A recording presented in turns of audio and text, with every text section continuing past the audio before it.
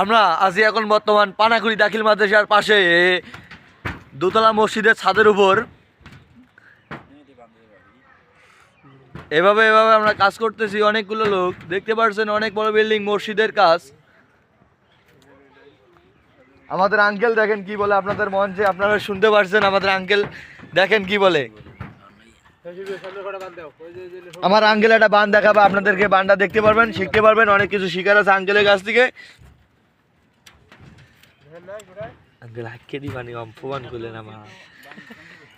এভাবেই বান দিতে হয়।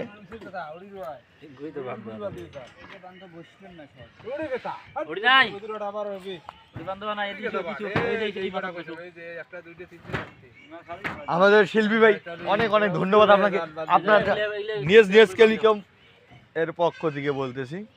এগুলো সাইডা করে বান দিবেন সব, এগুলো আছে এলিয়ে। হ্যাঁ কুসির জলি দিলে আছে একটা সুবিধা।